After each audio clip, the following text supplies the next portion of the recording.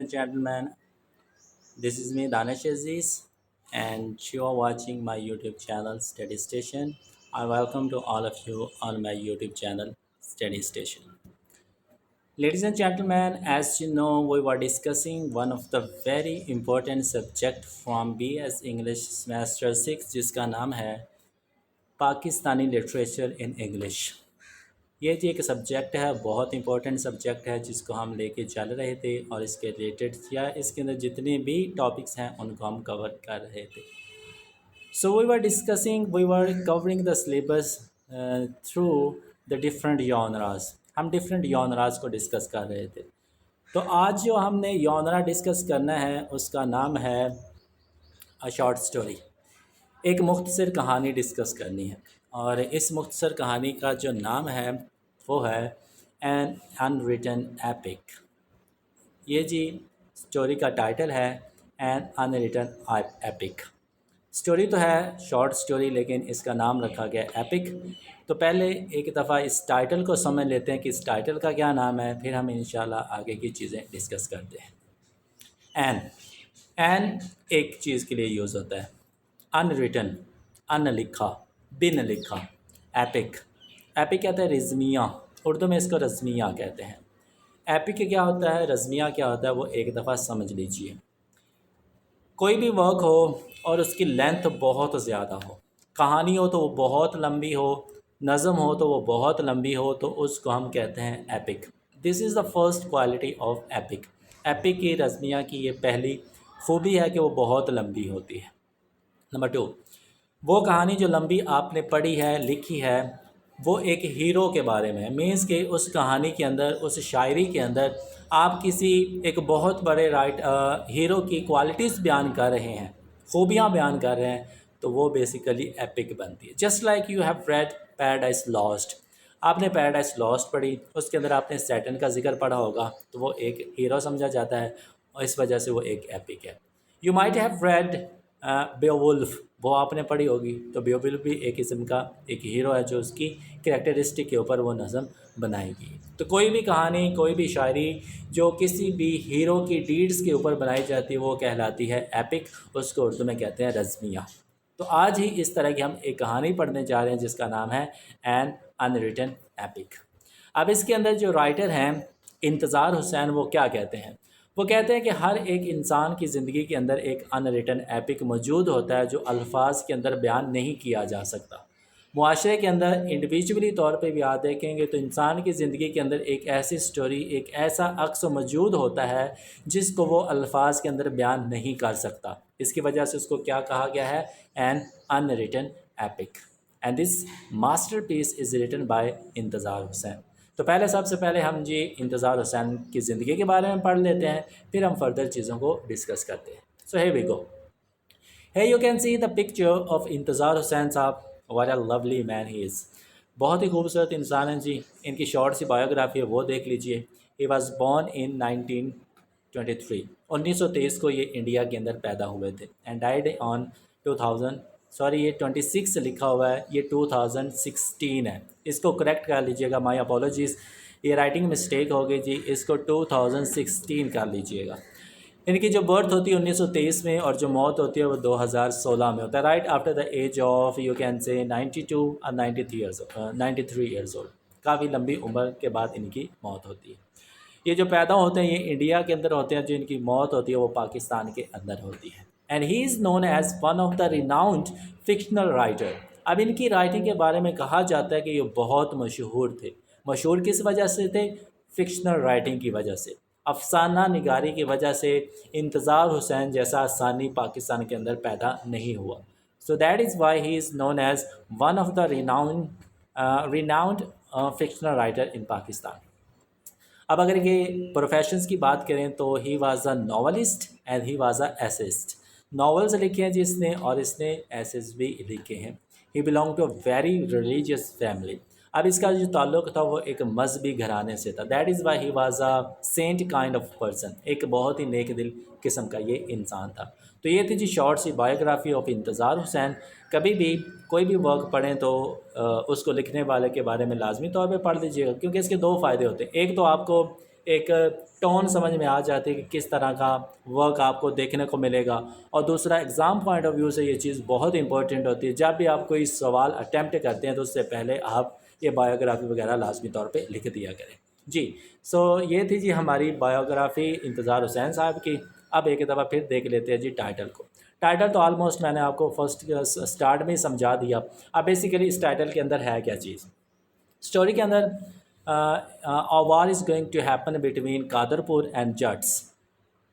कादरपुर एक जगह का नाम है जी, और इस जगह पे जो जट्स हैं वो बार बार हमला करते रहते हैं। इनके दरमियान एक लड़ाई होती है, वो लड़ाई का जिक्र इस स्टोरी के अंदर देखने को मिलेगा। पहली चीज़ ये कि एक जंग देखने को मिलेगी। And number two, this short story is basically a trauma of 1927। 1947 के अंदर जो कुछ 1947 है, 1947 जब बरसगीर के दो हिस्से हुए थे, इंडिया और पाकिस्तान। उस वक़्त क्या क्या हुआ था बेसिकली वो भी आपको इसके अंदर देखने को मिलेगा। तो ये जो टाइटल है इस तरह की दो चीज़ों को अपने साथ लेके चलता है। देन फिर बात करते हैं जी हम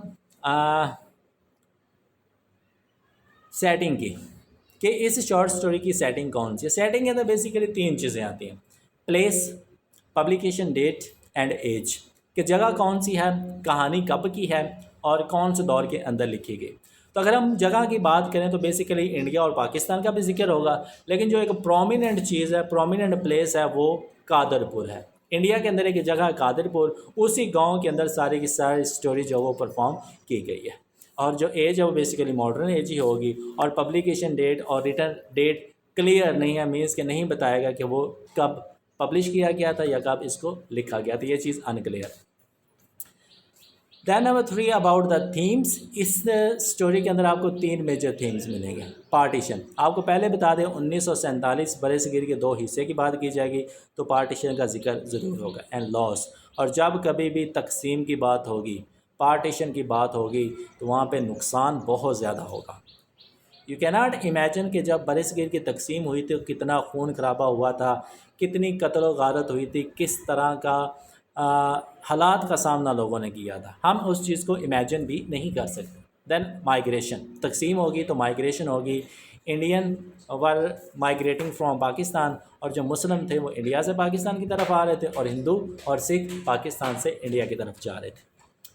डिफ़िकल्टीज़ एंड चेंज, ज़ाहिर बात है जब चेंज चीज़ के अंदर आता है तो आपको बहुत सी मुश्किलात का सामना करना पड़ता है। For example, you are living in your native land, आप अपनी आबाई जगह पे रह रहे हैं, तो आपको हिजरत करने का मौका मिले तो नई जगह पे जाके आपको बहुत सी मुश्किलात सामना करनी पड़ सकती हैं। तो ये थी जिसकी basic themes. Now come to the characters जो इस स्टोरी के अंदर मिलेंगी। अब करेक्टर्स की मैं आपको खूबियाँ तो नहीं बता सकता क्योंकि ये सारे जो लोग हैं ये जंग के अंदर पार्टिसिपेट कर रहे हैं, तो जब स्टोरी पढ़ेंगे तो हर एक करेक्टर आपको ज़ाहिर होता जाएगा। Number 1 we have the Peshwa. ये जो पिशवा, इसको पिचवा नहीं कहना, you will pronounce it Peshwa. Peshwa ji leading character है और इस स्टोरी का हीरो भी है। And he is the only one जो कि कादरपुर को समेट के रखता है, कादरपुर को एक जगह पे ही रखता है। Then Owais and Azhar both are the brothers and they are the sons of Naeem Miyan. ये सारे कैरेक्टर्स, नईम मियाँ के दो बेटे हैं, एक का नाम ओवैस और दूसरे का नाम है अजहर। देन रहमत, फिर जाफ़िर मियाँ, फिर ममाद, फिर कलवा, फिर सैयद हामिद हुसैन, मुंशी सनाउल्ला, रसूला, भालन, कलवा। इस तरह के कैरेक्टर्स ना आपको इस शॉर्ट स्टोरी के अंदर मिलेंगे। अब मैं बता तो नहीं सकता कि ये इस तरह का कैरेक्टर है, ये उस तरह का कैरेक्टर है, लेकिन ये सारे कैरेक्टर जंग करने के लिए इकट्ठे होते हैं। तो अब बारी आती है जी हमारी लास्ट चीज़ की, अबाउट द स्टोरी। अब स्टोरी का हम आगाज़ करते हैं। हर एक चीज़ डिटेल के अंदर होगी तो बेहतर होगा कि आप इसको साथ साथ नोट करते जाइए ताकि आपको बाद में परेशानी ना हो। जी लेट्स बिगिन। स्टोरी का आगाज़ किस तरह से होता है। कादरपुर के अंदर बहुत से लोग, बहुत से रेजिडेंट्स वहाँ पे रह रहे होते हैं। वहाँ पे एक लड़का भी होता है जिसका नाम होता है पिशवा। अब पिशवा क्या करता है, इसको पता चलता है कि कादरपुर के ऊपर जट्स आते हैं और बार बार हमला करके यहाँ से चले जाते हैं। तो ये चीज़ इसको पसंद नहीं आती, ये चीज़ इसको अच्छी नहीं लगती। तो ये क्या करता है, एक एक करके लोगों को मिलता है, हर एक बंदे से मीटिंग करता है। And he encourage them, he motivates them कि भाई इस तरह से कैसे चलेगा। अगर हमने हिम्मत ना की, हमने जुर्रत ना दिखाई, तो एक दिन वो भी आएगा कि ये लोग हमसे कादरपुर छीन लेंगे। हमारी जो आइडेंटिटी होगी वो ख़त्म हो जाएगी, हमारी पहचान ख़त्म हो जाएगी। तो इसके लिए we need to save our place Kadarpur. तो इसके लिए हमें जंग लड़नी पड़ेगी, हमें जट्स के साथ जंग लड़नी पड़ेगी। तो एक एक बंदे से मिलता है, उनको मोटिवेट करता है, उनको इनकरेज करता है। कुछ लोग इसके साथ मिल जाते हैं, कुछ लोग इसका साथ नहीं देते। वो लोग जो इसके फेवर में होते हैं वो अपने घरों में माँओं बहनों बीवियों से सब से मिलते हैं और उनसे दुआएं लेते हैं कि उनको जंग में फ़तह नसीब हो। इस तरह से लोगों को मोटिवेट करता है और लोग इनकरेज हो जाते हैं जंग लड़ने के लिए, अपनी नेटिव लैंड को बचाने के लिए, कादरपुर की हिफाजत के लिए। अब एक दिन क्या होता है, कादरपुर के अंदर एक मस्जिद होती है। उस मस्जिद का एक चौकीदार होता है, गार्ड होता है, वो उस मस्जिद की रखवाली कर रहा होता है, या वैसे जो वॉचमैन होते हैं उस तरह के एक आदमी है जिसको गार्ड के नाम से पुकारा जाता है। रात के वक्त ये देखता है कि काफ़ी दूर से there are some torches, light of torches, torches की रोशनी इसको नज़र आती है। और टॉर्चेस की रोशनी में इसको नज़र आता है there are some elephants and on that elephants there are Jats. कुछ हाथी इसको नज़र आते हैं, उन हाथियों के ऊपर ना इसको जट बैठे हुए नज़र आते हैं। सो ही बिकम्स फ्रैक्टेंट। इसको पता चल जाता है कि अब क्या होने वाला है। इसको पता चल जाता है कि कादरपुर के अगर अंदर जंग होने वाली है, जट्स आ चुके हैं, वो कादरपुर के ऊपर हमला करने वाले हैं, इसको खबर मिल जाती है। So what he does, he starts beating the drum. इसके पास एक ड्रम पड़ा होता है, एक घंटी पड़ी होती है, उसको बजाना शुरू कर देता है, ज़ोर ज़ोर से बजाना शुरू कर देता है। इतनी ज़ोर से बजाता है कि गांव कादरपुर के अंदर जो लोग सो रहे होते थे वो उठना शुरू कर देते हैं। सबसे पहले जो लोग उठते हैं उनमें से अवैस और अज़हर होते हैं, दोनों भाई, वो सबसे पहले उठते हैं। जैसे उठते हैं दे बिकम स्केर्ड कि अब क्या होगा, कादिरपुर का क्या होगा, हमारा क्या होगा। उसमें से अज़हर थोड़ी सी हिम्मत दिखाता है, हिम्मत दिखाने के साथ वो बाहर आ जाता है और भागना शुरू कर देता है। वहाँ पर भागता है जहाँ पे सारे लोग इकट्ठे हो रहे हैं ताकि हम इन जट्स से मुकाबला कर सकें। But on the other hand जो अवैस है वो थोड़ा सा परेशान है, थोड़ा सा डरा हुआ है। इतने में अज़हर और अवैस का जो फादर है नाइम मियाँ, उसको जाग आ जाती है। जाग आती है, वो अपने बेटे को परेशान देखता है तो वो अपनी राइफ़ल निकालता है। He brings out his rifle and start running towards the Jats. Means के वो राइफ़ल लेके गलियों में सड़कों में भागना शुरू कर देता है कि एक जगह पे इकट्ठे हो सके। अब सारे लोग बाहर निकल आए हैं, भागना शुरू कर दिया, गलियों के अंदर सड़कों के अंदर भागे जा रहे हैं, भागे जा रहे हैं। And they all were slogging अल्लाहु अकबर अल्लाहु अकबर अल्लाहु अकबर। इस तरह के ना वो साथ साथ नारे भी लगाते जा रहे हैं। अब ये जो लोग भागे जा रहे हैं इनमें से एक होता है पिशवा। पिशवा भी भागा जा रहा है। भागते भागते he sees there is a man called Jafar Miyan and he was taking hubble and bubble. वो देखता है, पिशवा क्या देखता है कि गली के अंदर एक आदमी बैठा हुआ है जिसका नाम है जाफ़र मियाँ, और वो हुक्का पी रहा है, जो कि रवायती जो इंसान होते हैं वो पहले वक्तों में पिया करते थे। तो जो पिशवा होता है वो इस बंदे को, जाफ़र मियाँ को, कहता है कि मियाँ जी, ऐ मेरे दोस्त, ये वक्त आराम करने का नहीं है, ये वक्त अब हिम्मत दिखाने का, ये वक्त अब जुर्रत दिखाने का। अगर आज तुम आराम करोगे तो कल तक ना तुम रहोगे, ना तुम्हारा नाम रहेगा, ना ही जगह रहेगी। If you want to save yourself, if you want to save your place, then you have to go, then you have to fight against Jats. कुछ करना पड़ेगा। तो उसकी बात सुन के जो जाफ़र मियाँ वो वहाँ से उठ जाता है। अब जो पिशवा वो भागा जा रहा है, भागते भागते ये आवाज़ें लगाना शुरू कर दे। He calls Mamad Mamad Mamad where are you. Means क्या कि करेक्टर है ममाद, ये उसको बुलाता है कि वो कहाँ पे। ममाद उसकी आवाज़ नहीं सुनता। तो यहाँ पे जो पिशवा है वो एक अब्यूसिव लैंग्वेज यूज़ करता है। मीन्स कि उसकी जो टोन है वो बहुत ज़्यादा हार्श हो जाए। What does he say? He says he says son of bitch where the hell are you. इस तरह की ना वो लैंग्वेज यूज़ करता है। तो जब ये अब्यूसिव लैंग्वेज ममाद सुनता है, ही सेज उस्ताद मैं इधर हूँ। मीन्स के वो कहता है कि उस्ताद मैं इधर हूँ। अब पिशवा ममाद को अपने पास बुलाता है एंड ही टेल्स हिम कि मैं ना कुछ लोगों की ड्यूटीज़ असाइन की हैं। ड्यूटीज़ किस तरह से असाइन की है कि ममाद, तुम गांव की जो मस्जिद है ना, वीवर मस्जिद, तुम उसकी रखवाली करोगे। जो उसके इर्द गिर्द ट्रेंच है ना, ट्रेंच, तुम उसकी रखवाली करो। मीन्स कि पिशवा लीडर बना हुआ है और दूसरे लोगों की ना वो ड्यूटीज़ लगा रहा है कि तुमने ये करना है, तुमने ये करना है, ये ड्यूटीज़ कर रहा है। तो वो कहता है कि तुम मस्जिद की रखवाली करना, और जो गांव के अंदर कादरपुर के अंदर एक पैलेस है, महल है, वहाँ की ड्यूटी मैंने कलवा को लगाई और कुछ और लोगों की भी लगाई है। अब उस महल के अंदर क्या, what is in that palace, उस पैलेस के अंदर ख़वातीन और बच्चों को रखा गया। उस गांव की कादरपुर की जितनी भी औरतें हैं, जितने भी बच्चे हैं, उसकी रखवाली के लिए उनको एक महल के अंदर रखा गया है। और उस महल की रखवाली के लिए जो सबसे लीडिंग मेंबर है वो है कलवा, और उसके साथ कुछ लोग और भी। इसी तरह पेशवा सारे लोगों की ड्यूटी लगाता है और उनसे कहता है, सन ऑफ बास्टर्ड्स, बास्टर्ड्स, अगर तुमने हिम्मत ना दिखाई, तुमने जुर्रत ना दिखाई, तो मैं तुम्हें भून के रख दूंगा। इस तरह की उनको धमकी देता है। अब यहाँ पे वो अब्यूसिव लैंग्वेज एक दफ़ फिर यूज़ करता है। जब वो हिम्मत दिखा रहा होता है तो कुछ कैरेक्टर्स उसके साथ और मिलना शुरू हो जाते हैं, जस्ट लाइक कुर्बान अली, सैयद हामिद हुसैन, मुंशी सनाउल्लाह, रसूला, भालन, मीन्स किस तरह के कैरेक्टर्स सारे घरों से निकलते हैं और पेशवा के साथ मैदान जंग के अंदर चले जाते हैं। अब सारे लोग वहाँ पे इकट्ठे हो चुके हैं। Peshwa was leading and behind him was Rasula and Bhalan. सबसे आगे पेशवा खड़ा हुआ है, उसके पीछे रसूला और भालन खड़ा हुआ है, और उसके पीछे दूसरे लोग खड़े हुए हैं। फॉर्चुनेटली खुदा की तरफ से ऐसा होता है, जंग होती है और जंग कादरपुर जीत जाता है। जट्स वो जंग को हार जाते हैं। अब ये एक विक्ट्री थी, विक्ट्री को मनाया जाता है। कादरपुर लोग बहुत खुश होते हैं कि हमने अपनी जगह को बचा लिया। अब जब ये कादरपुर को सेव कर लेते हैं, कुछ ही दिन गुजरते हैं, दे वर बीइंग इन्फॉर्म्ड कि बरे सगीर के दो टुकड़े हो चुके हैं। पाकिस्तान इंडिया अलग अलग हो चुका है। पाकिस्तान अलहदा हो चुका है, इंडिया अलहदा हो चुका है। तो जो पाकिस्तान के लोग हैं वो पाकिस्तान जा रहे हैं, और जो इंडिया के लोग हैं वो इंडिया वापस आ रहे हैं। मीन्स कि वो माइग्रेशन चल रही है। तो कादरपुर के जो लोग होते हैं वो सारे के सारे परेशान हो जाते हैं, क्योंकि उनको अभी तक नहीं पता कि कादरपुर इंडिया के अंदर है कि पाकिस्तान के अंदर है। कुछ ही दिनों के बाद उनको बताया जाता है जो कादरपुर है वो इंडिया के अंदर है। ये सारे होते हैं मुसलमान। अब ये परेशान हो जाते हैं, व्हाट विल वी डू, क्या करेंगे हम। तो ये फैसला करते हैं कि हम इंडिया के अंदर ही एक छोटा सा पाकिस्तान बनाएंगे।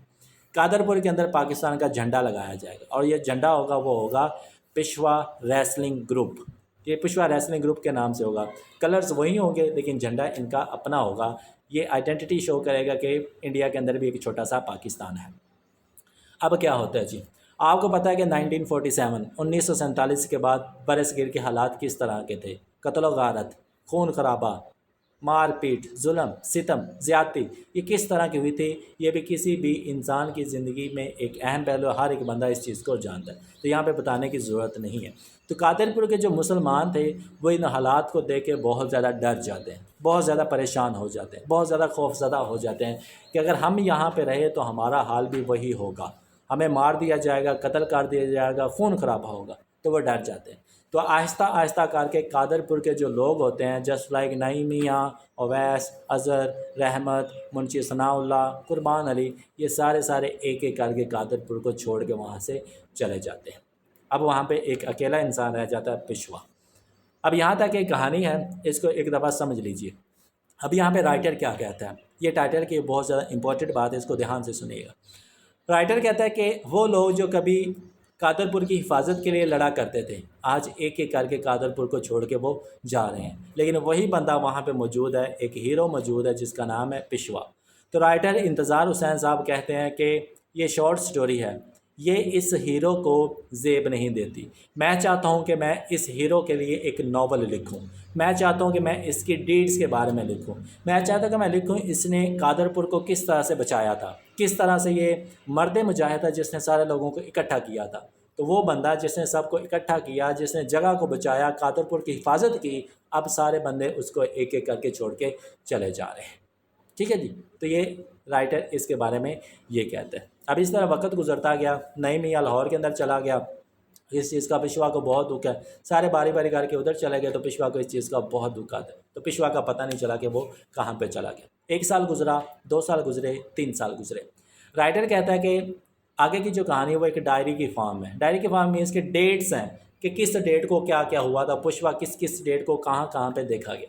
तो राइटर कहता है कि 1950 तक, 1947 से लेके पेशवा को कहीं भी नहीं देखा गया। जब डेट आती है 12 अप्रैल 1950, 12 अप्रैल 1950 का दिन आता है, तो जो राइटर कहता है कि मेरे पास एक आदमी आता है। वो आदमी मुझसे 2 क्वेश्चन करता है कि मुझे जॉब दे दें या फिर मुझे रहने के लिए घर दे दें। तो राइटर कहता है वो बंदा जो होता है वो पेशवा होता है।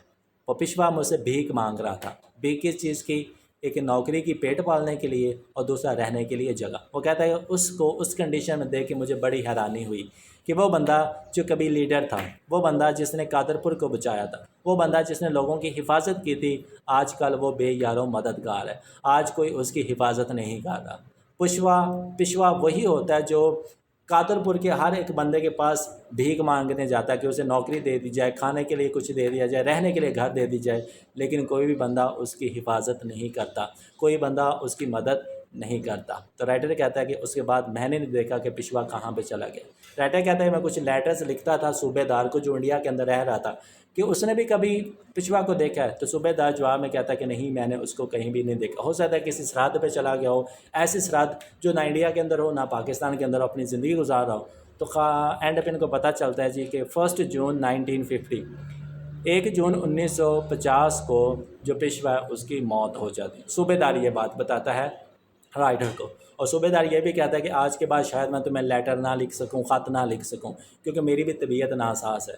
और मैं तुमको ये भी बताना चाहता हूँ, कादरपुर जो एक वक्त मुसलमानों का इलाका हुआ करता था, आजकल इंडिया का इलाका है, और उन्होंने कादरपुर का नाम बदल के जतनपुर रख दिया है। ये कादरपुर का एक नया नाम है।